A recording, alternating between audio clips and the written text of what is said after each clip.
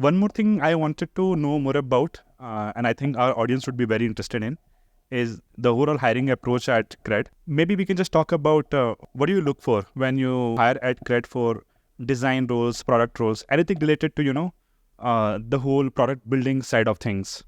Right. I think I'm involved in the product design hiring part, so I can talk about that. I think design in general is one space where no one gives a flying fuck if you're from, how old you are, color, caste, creed, none of that matters. The only thing that matters is your proof of work.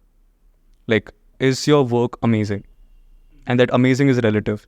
Like, if you know about these novel practices as bar raisers, right? Yeah. So any new person coming in has to be 50% janta se better that already exists in the system.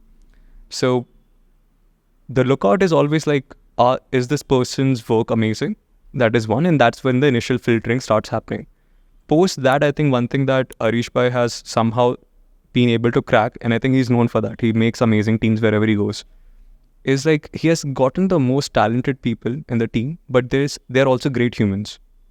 So that way we have this close-knit group of, a very big group of almost 40-50 designers. All of them are amazing at what they do, and they're also great people to hang out with. And I think that's what creates this bond so well between team members. And I think that's what we always look out for. Like, is your work amazing? And if you are, great as a person. Like, there are people who I have completely experience working with who are great at what they do, but they're not amazing people. They're not good people.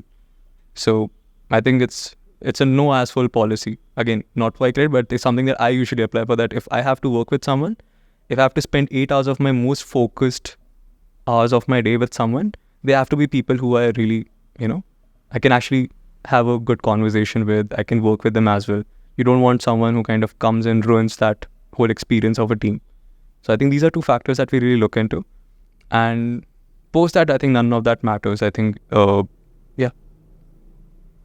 That makes a lot of sense. And particularly when teams become larger, you definitely do not want to ruin the experience of everyone just by having one such person in the team.